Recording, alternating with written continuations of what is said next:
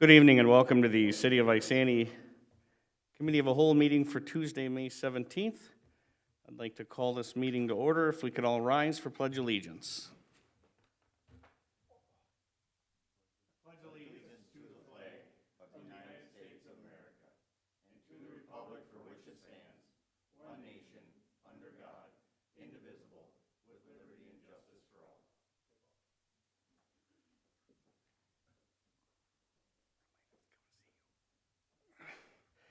Doing roll call, all council members are present. Any public comment at this time? None at this time. Let's move on to committee meeting items. E1 liquor updates. Good evening, Mayor and council members. We've got E1 here. I got a lot of numbers on here I can go through individually, or I can summarize for you. I guess the biggest thing is that month over month, we're averaging 23 to 24% up over 2021's numbers. This month, I couldn't put it on here because I had to have this in before today, but as of yesterday, we're at $246,000 for gross sales, hoping to hit 500,000 this month. Just for reference, last May we did 395,000. So month over month we're up 82, or we're up 82,000 a month basically. So numbers are good and continue to get better as we're getting warmer too.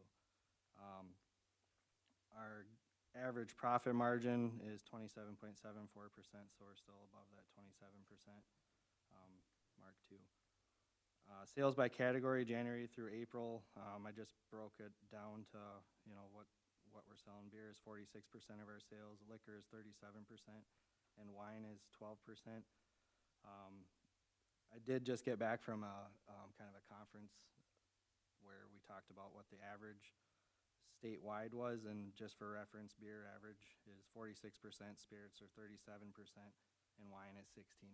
So we're right on par with statewide average. Wine, we're a little less yet, but we are growing in that, and that continues to be the department or the category that we're seeing increase, and that we want to see increase because that's where the highest profit margins are at as well.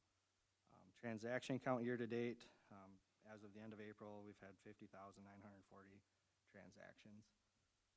Billboard update, if you look at the enclosed picture here, we did get our billboard up. We had a little incident where Lamar had sold us one just south of town, about a mile south, and then realized that one wasn't actually available. I think that calls for the wave. Yeah. So we had a billboard for a month, and then we had to take it down and find a different spot. So we did find a different location. Trying to look at the positives of that. We got to see what the billboard looked like. We did have it up for a month at no cost. They're not going to charge us for that. And then they gave us a heck of a deal on the other billboard. They're not charging us for the vinyl, and they're giving it to us at like half price every month. So we made some changes to the design so it looks a little better. We've got RV friendly on there, 7 miles ahead to the right. There's a lot of stuff that we want to see on a billboard, but when you're going 70 miles per hour, or as we all know, people are going 80 on 65, you got to keep it pretty basic so they see what's on there. But we are seeing, I think a lot of the increased sales are people from the surrounding areas and not necessarily just Isani. We're seeing a lot of driver's licenses from Stacy, from Bethel, from St. Francis, North Branch. Just this morning we had a gal in there that had a cart full of stuff, and she was from Mora. So we're drawing in a lot of people. We've got a good reputation, and people are excited to come check it out, and not disappointed when they do. Great variety too. Yeah, yep. We've got one of the biggest selections in the area. So, and if we don't have it, we do ask people, can we get your name and number and what you want, and we'll see if we can find it. And if we can find it, we'll call you, let you know. And we've grown our sales a lot that way too, because that shows people that we care, that you're important to us. But also when we know that somebody's going to buy it, well, why wouldn't we bring it in? That's a lot of the community members that I run across, or, well, if they don't have it, will they get it for me? And because we've had this discussion, you and I reassure, yeah, they'll get it. Just ask and you will receive. Yep. I've even had someone tell me that, they wanted something and you'd ordered it even knowing it was only gonna be a one-time thing. Mhm. And that's huge. What liquor store would ever do that for you if you walked in and they don't know you personally and you just, you know, I say any liquor. Yeah, yep. that's, I got a question for you, Keith, on that wine sales. Is that the 12%, is there an increase in that since you expanded the wine? So looking at the numbers that I saw from the old store, average was about a 9% of our sales. And then I would like to point out, the statewide average is 16%. That's not taking into effect like our 6% sales or tobacco or non-alcoholic. You can see that's taking like 5% of the 100% too. So without that, we'd probably be a little closer to the 16. But, it is an increase. So. Because I know that was one of the biggest things that, going into the new store was to expand that wine. Yep, and that, Wine is, popular. it's popular, and it's there's a lot of people that drink wine nowadays. I mean, it's, even younger generation drinks a lot of wine. yep. Kind of the current trends are, wine is still up there, but the big up and coming right now are like ready to drink cocktails. You'll see like 4-pack of cans like Crown and Coke, Jack Daniels, Jack and Coke. We just did a buy on Crown and lemonade in a 4-packs. So people want convenience, and one thing that's nice is a lot of places don't have a spot for that to be cold. Well, we've got our beer cave where we can use some of that shelving in the middle to have cold stuff ready to go. So people like that too. And you also gotta realize this thing is, we're not even a year into that store, and you could probably made some changes in how you display things and move things around, and it's a learning progress. Oh yeah, Product in progress. we're constantly looking for better ways to do stuff too. So I know it's nice to have numbers like this, but I know we can do more. So we're gonna be pushing for that. Mr. Becker I know last time we talked about this, you said we were right where we want to be. Are we still pretty much right where we want to be? Yeah, I think we're doing well. I mean, I would love it if sales were up 300% and none of the other liquor stores in the area were still open, but short of Talk to the guy to your right, he could probably fix That's that. wishful thinking. short of that realistic goal, yeah, I think we're doing pretty well. Especially, I mean, we're technically not even 6 months in here, so yeah, I think we're doing well so far. And the big test, like I said before, the big test will be let's get through 3 full years. We'll really know then, because by then he will have honed in on the operations. We have really worked over the inventory and figured out exactly what needs to be on the shelves and where.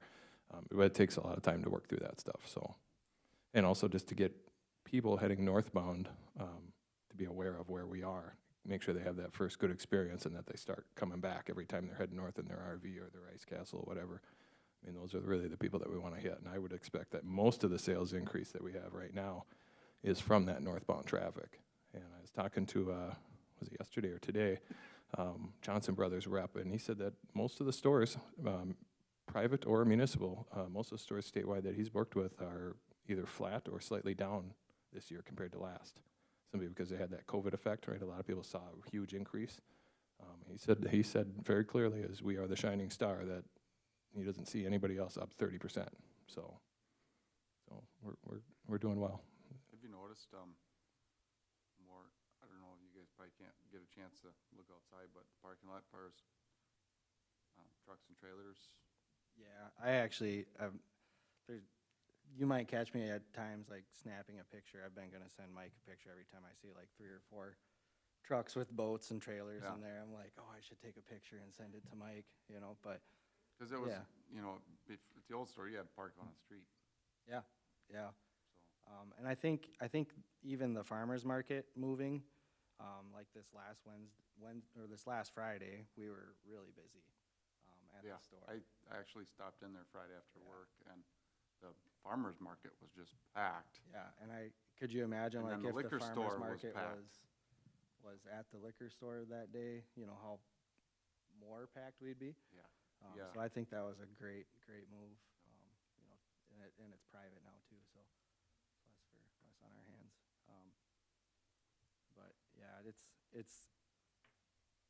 so I had a couple comments recently that, were stuff that I was really excited to hear. One was this morning, we had a guy come in, he was looking for a Blanton's bourbon, which is hard to find. And some stores, when they get the allocated stuff, so vendors allocate it, so you only get so many bottles. The number of bottles you get depends on how much you do in sales. So the more you sell, the more bottles you're gonna get. Some people do, like, they'll put you on a list, or they only sell it to their buddies or whatever. We just kind of feed it out on the shelf. We don't play favorites, nothing. Tell people, stop in on a Wednesday morning, that's when your best chance is to get it. This guy was looking for Blanton's. I was out there talking to him, told him, hey, we got one in, earlier, we got one in last week, and it was gone the next day. Oh, I said, stop in Wednesday. So I'm not from around here, I'm just driving through, but one of my friends lives around here, he shops here all the time, and he was telling me how you guys always have, you get the allocated stuff, and I thought, that's perfect, that's exactly what we want. People stopping in to see if we have it, not calling, not, waiting for us to call them because they're on the list. They're gonna come in, see if we've got it, and then they're gonna walk out with other things. So that's the goal. Another thing, we do a lot more giveaways than your average liquor store. I don't know if you guys have noticed that, but like right now, we're giving away 4 Twins tickets. We're giving away a Tito's cooler station, giving away Keystone. No, we're giving away a PBR jacket and a Mick Golden Light cooler. So those are up for a month. We've got them up at our counter, draws people, and we put it on our Facebook page. And we had a guy in there yesterday that was talking to one of our part-timers up front, and he's like, half the time he says, I follow you guys on Facebook, and I don't even need anything, but I see all the cool stuff you're giving away, and I just come in to sign up for that, and I end up walking out with a bunch of stuff. And, that's what the goal is to have all those giveaways. And, I know we have more giveaways than a lot of other local liquor stores, mainly because of our size. We can do the volume buys now and stuff, but, if we were private, those people would be keeping it. They don't give that away. Right. That's another way for us to give back to the community, and be able to contribute in that way, and that we take a lot of pride in being able to do that too. Do liquor stores generally do like a wine tasting once a month or anything? We have tasting events, most Fridays, some Okay. Saturdays. They're not big events. You'll see some that'll like rent a community center and have 20 different vendors in there. We have 1 or 2 vendors kind of right up by the front door offering, tastings for their product. A lot of times we'll put it on sale, like take $1 and a penny off, because, we're all creatures of habit. If you try something and you like it, you're probably gonna come back and buy it, the next week or, next time you're in. So that's another way for vendors to grow their market share and for us to sell more stuff too, due to that. We are looking at, we did just have, the number 5 on the agenda here is, we recently completed our beverage alcohol training, and we actually did that in the receiving area of the store, which was really nice, having a big area like that. We were able to have a projector back there. We had not only all of our staff, but we actually invited Bram and Cambridge. Cambridge didn't come because they close at 5 on Sundays and didn't know what to do with their staff for an hour and a half, but Bram was more than happy to take us up on the offer, so they came down and did the training too. But with that space, we're gonna use that for training staff, but we're also looking at doing like, wine classes, working with vendors to actually come in and have a little class, offer a class for, general public to learn more about wine. My staff will learn from it too, but that'll be something that nobody else can offer around here too. I do know there's a lot of people that, that do drink wine. They know enough to be dangerous, but they don't know enough to really be proficient at it. But they also really appreciate a good salesperson with the fact that they can say, hey, if you're gonna be making, crab tonight, this wine pairs really well with this. If you're gonna have a steak, you want to pair it with this wine. And I do know some people that are very proficient in wines, and they're like, that's the waiter I'm gonna ask every time I go to this restaurant. Yeah. Because they are knowledgeable in that, and that's huge. You know, you can say, well, you know, what kind of drink do I want tonight? Well, I don't know, what do you want to drink? I mean, that's one thing, but what kind of wine should Yep. I have with this meal? Yep. And I mean, you have that knowledge in there that's really huge as a PR method. Yep. And a lot of people that are into wine like wine in a big part because they're excited to learn more about it. Yeah. You know, and to see what it pairs well with and to try new things. So, but we're looking to capitalize on that as well.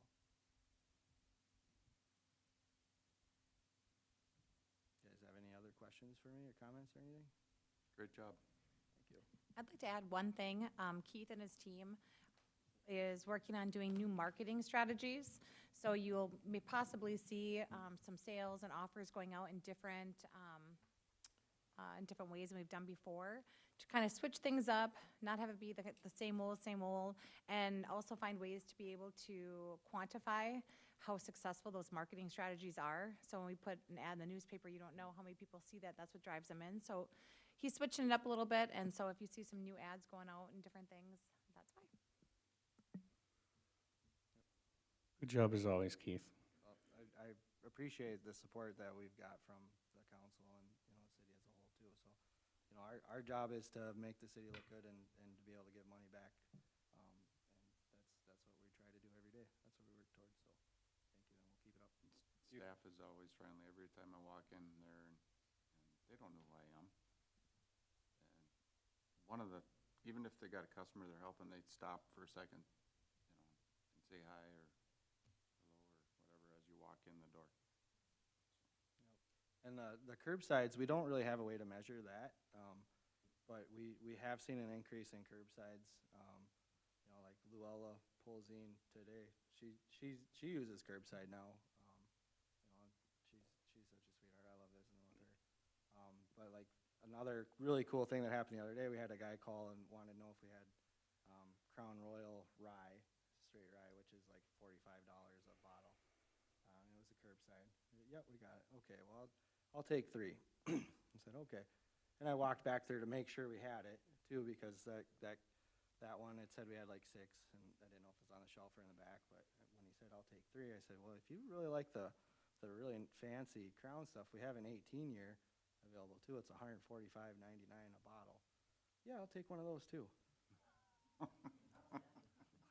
Okay, I'll be right out, you know? And, Want fries with that? Yeah, I mean, I was kind of floored that it went that smoothly, but I was happy. I had a big smile on my face going out there. But yeah, it's exciting to be a part of something like this too. So, thank you. Have you noticed it? I mean, does the billboard seem like it's helping? I think it looks great. I think you're spot on with, you want to keep it simple and easy to read when you're going by, yeah. I seen it tonight Yeah, for the first time when I came home. Yeah. And I went, wow, they got another one here? Because I remember that other one, and now it explains that I didn't pay any attention. Once I seen the other one, I never paid any attention to it again. Yeah. So I do think it did draw people in, and you can kind of tell, like, yes, we love our regulars, but, you know, your regulars are also ones that are gonna give you issues, because they're regulars at the liquor store, you know? So you get the people that, they walk in and they look just like starstruck, well, you know, they've never been in there before. And you can tell a little bit that, you know, they're not from around here, just, Sure. you know, a little ways. But we have seen an increase in that.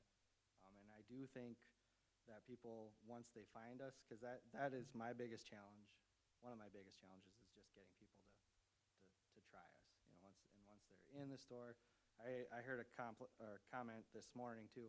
Where my office is at, it's crazy. It's like a sound funnel. I can hear everything that happens in the store, which is great. But sometimes there's different music playing, which drives a guy nuts. You hear 2 different songs. But one thing I heard this morning was somebody walked in and I go, "Wow, how long has this store been here?" "Well, just about 6 months." "Holy cow! It still smells brand new." Like, yeah. Well, I'm thinking like, yeah, we haven't spilt that much yet. You know? But That's the air freshener, yeah, I mean, but you know, the new car smell. we, like I said, we have a great staff and they take pride in what they do, and they, you know, we all work towards keeping it clean, keeping it stocked, and, you know, being in a good mood doing it, so. And mean, I was gonna tell you too, I mean, to see those numbers the way that they are, I mean, some of that I'm sure you can attribute to the new store, but I mean, that's you guys doing a good job too. I mean, that's, keeping people coming back to the new store is what it's all about, and you're certainly doing that, so. That's awesome. I think, And, you know, if you guys get feedback, you know, that, you know, like if we're priced too high and stuff, by all means, let us know. And we'll be more than happy to address that, so. I think, you'll get people that will, like, are on their way up north fishing or the cabin or four-wheeling or what have you. They'll try it for the first time, and I think that you'll get a lot that'll be a Returning regular business. stop on Friday night on their way north now, instead of going to, say, Cooper's Corner or somewhere else, that it's not real easy for them when they got a trailer or a boat. Or, Yep. Yeah, and kind of a neat thing that we're getting in this week that we're supposed to get into that I just want to mention, because I'm nervous and excited about it, but it's Hard Mountain Dew. Heard that was coming out. Yeah, so you'll see that. Hopefully Thursday it comes. As long as Burnix isn't out of stock. I Like, know. It the sounds kind of cans then? dangerous. Yeah, 12 packs. I guess. So, yeah, it sounds kind of dangerous Yeah. because, like, I That's tried like it and it tastes like Mountain Having adult Fruit Loops, Dew. you know, like the box looks the same, but Yeah. So, you never know what they're gonna come out with next. All right, let's get going to E2, benches for Bluebird Park Amphitheater. Good evening. I know we discussed at the last committee of the whole meeting, the benches that the Lions are considering donating, and I actually received a call about those benches the next day, so it was good timing. They're wondering if we wanted the benches to be installed into the ground or if they're mobile. And so that's something that staff has been discussing with Public Works, Ms. Wood and myself, to see what would be the best case scenario for that amphitheater in that space. And after a pretty good discussion, we decided that permanently installing them would be the best case scenario. I agree. I agree. And then just figuring out where exactly we should place them now is the challenge, I guess, we're facing, where we want, with the number of benches that we're able to install now, which is about 10 or 12 benches they're looking at installing at this time. We want to be able to make sure we can add in more benches in the future, but also not take away from the experience of those who might not be able to sit on a bench and bring their own chairs or blankets. And so how are we going to place that? And we've been looking for other pictures, but we can't really find any that, you could angle them like, you know, like the pews at the church. They're kind of like that, and you got the big My suggestion is Path to in the take middle. your dance line of, area up front. line of sight from the amphitheater. So like the amphitheater's facing like this, take your line of sight this way, maybe chalk some lines out, check that.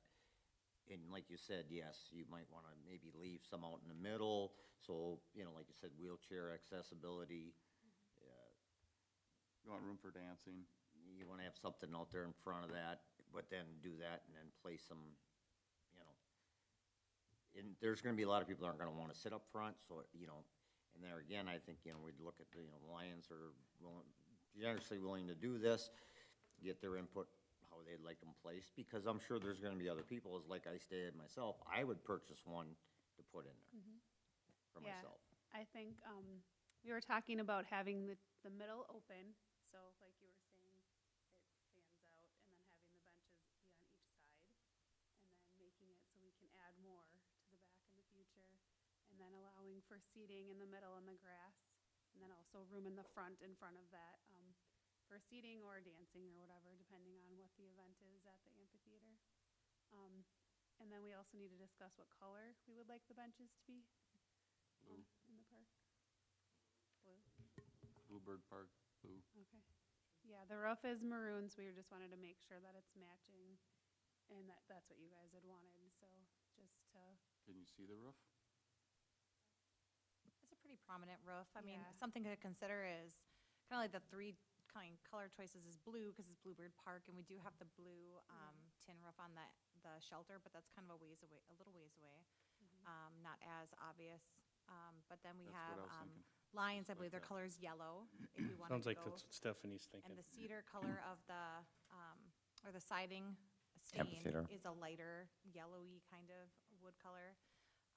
Or maybe even green, we may want to consider, if we wanted to kind of blend in with the grass, is an option too. I just, We could have it match a color of the playground, which has a variety of colors, and we've had that recoded recently, so that should be good for quite a while. White? That is not colored, it's actually just the wood Yeah. right now.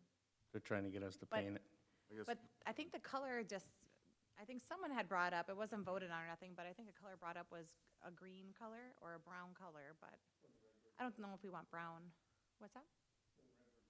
Yeah, Yeah. but nothing's been decided nor initiated yet.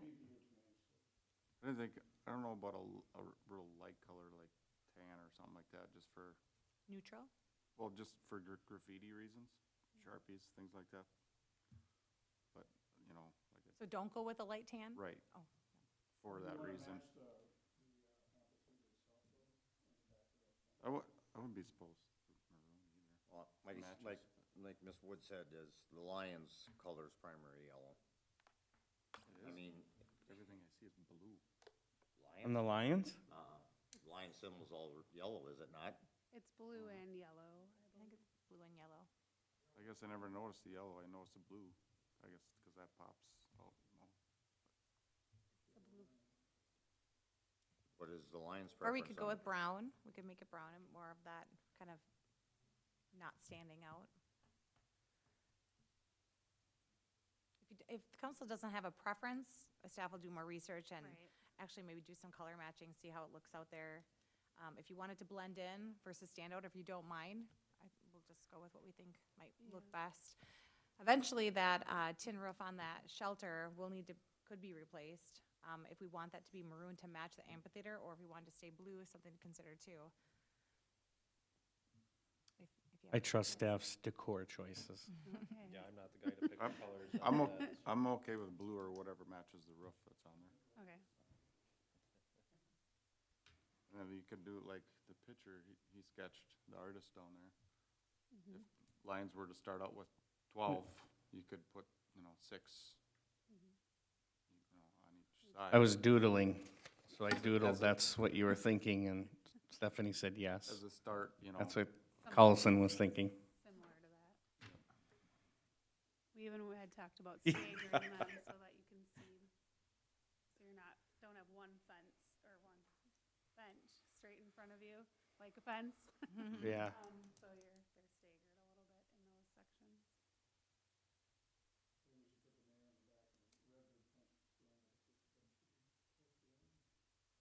Say that again? They've already asked me. I am throwing the first bench. Oh, no. Negative.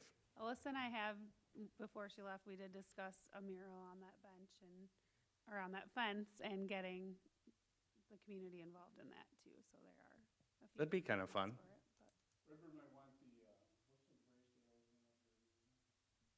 but- Outhouse? The outhouse races? Unfortunately, the gal that did these out here with a gentleman, she's no longer with us. And Walter is not doing it anymore, health reasons, so. Geez, let's hope we have them this year. Hmm? Let's hope we have them then this year. What's that? No, the murals he's Oh, talking oh, about. oh. They did the murals. Gotcha. So staff will continue to work on it, and we'll let you know when we're ready to The get some benches community, out there. the community thought's a good idea, I think, or check with the Lions, or, There's so much, We'll borrow the liquor Space store there. bench and put it out there so we can see what Yeah. the blue one looks like. Which is so beautiful. If you have not seen Parkitect's bench and garbage receptacle out there, it did turn out it's very popping with that blue. the ones at the liquor store? Yes. yeah, Yeah, I just I saw saw it Isn't it Friday. nice? I saw it Monday. Well, I definitely agree that they should be permanent, otherwise there's Yeah. gonna be a lot of Then lion, I see you gotta chain them Lions down. park benches sitting in somebody's yard. Right, but I mean, if they're not, then you gotta chain them down to a pad that they're sitting on, and it just gets to be a lot of work for Public Works. And All right, we'll move on to E3, parking on First Avenue Northwest. Hey, Mayor and Council, has brought memo to you on that section of First Avenue that goes by Bluebird Park, north of the cul-de-sac, south of Isani Parkway, which is designed more of a parkway. If you're all up there, it's a narrow roadway. Common sense would say that we probably shouldn't park there because there's not enough room. But we've been seeing more so when there's events at the Civics or the ice arena, that when they're filling up those roads, they're starting to park on both sides of that First Avenue in that narrow section, to the point where you can barely get a car through there, let alone a big red car. So, just to see. There's no parking signs there now, I would assume. There's not, and I'm assuming, common sense says we probably shouldn't park there, but that doesn't always prevail, so just Yeah. look and see council direction and recommendation to put no parking signs. Well, and if I could add in also that from the engineer's standpoint, the width of that street doesn't warrant parking on either side. I'd go for no parking on either side, because I've driven down that street with not even meeting a car. If you meet a car on there, it's a bugger to get around each It's a other. little scary. So that's just like the beginning, entrance going into the park side? you're It's, talking? if you go north from Heritage, there's a cul-de-sac at one Right. point, and to be Yep, from that and point then up up to to Isani the- Parkway, where it's narrow. Yeah. It's easy to throw up no parking signs, but when that arena gets full, where do you suggest they park? Should they There's go- all kinds of parking in Bluebird Park on that south parking lot that's open. So that's where you suggest they go? They just have to walk out another A block? distance, yeah. Yeah, I know where it is. So is that, I wonder, so do we suggest to the people that run the arena, when you have like a tournament or you have a varsity game, tell your people, Well, if there's no parking signs there, they'll drive up that road until they see the parking sure. lot. Should be hopefully common sense factor, but doesn't always work. I recommend no parking on both sides of the street. I agree. I agree. Sounds good to me. sounds good. Thanks. Just so you are aware, that is an ordinance amendment to do that, to add a no parking to our list. So Chief Myers will tee that up, and it'll be on an upcoming council meeting. Anything else we have to add, Ms. Wood? I'd like to add just one thing, if we have time for it. No. I didn't even say nothing. These two on both sides of me did. Well, since we have 26 minutes, let me just speak slowly. No. So I did want to just share with Planning Commission coming up here, what we're going to be doing a little bit different from staff's perspective. Ms. Hillesheim and her team is going to be presenting an additional document when it comes to Planning Commission items that will hopefully be very helpful to council and the Planning Commission as a whole as they review whether things meet zoning code or not. The role of Planning Commission is to look at what's before them, whether it be a variance request, a conditional use request, preliminary site plan, and to see if it fits within our current zoning code or if they are applying for a provision that we allow for them to apply for. If there are items within the request that the Planning Commission doesn't like about it or doesn't want to see in the city, it's actually not the role of the Planning Commission to determine that at Planning Commission. That's actually the role of the City Council to determine if they want to make an amendment to our comprehensive plan, which is our master zoning plan, or our zoning ordinance, which, as I'm sure you're aware, we are reviewing our zoning ordinance code to make changes for, because there are quite a few things that need to be reviewed, need to be considered as we've grown over time. But being that council is on the Planning Commission, you basically have to wear two hats. So if you have changes that you'd like to see in the zoning code and we don't want to permit something any longer, make sure you let staff know. You can tell Ms. Hillesheim or myself, and we're making lists of things that we need to address in a prioritized manner of our zoning code, to take a look at that, and then that gets kicked to council. So if you have any questions about that, let us know. But you'll see tonight on our Planning Commission meetings how she'll have a separate document that says, does it meet code, yes or no? If it meets code, then the recommendation from Planning Commission is to approve it. If you don't like it, kick it back to the council. Is that helpful? Hopefully. It's a little challenging having council and Planning Commission, wearing those two hats, so. It will let you know if there is a decision to be made outside of the approval to move it forward because it fits within our zoning ordinance. So if there is something, for instance, like they did make a request, we'll have that stated. This is the action we're requesting you to take, I guess, but. And the reason why we felt as staff that this was a great thing to just add to how we present is because it reduces any kind of liability. If we have in zoning code that something's permitted, but we don't allow an applicant to do that, we're actually making a legal issue for ourselves, so we want to make sure we minimize those. That is all. Thank you. Motion to adjourn. Motion to adjourn by Councilman Burgley and a second by Councilman Lundin. All in favor, say aye. Aye. Opposed, same sign. Motion carries 5-0. Therefore, we stand adjourned.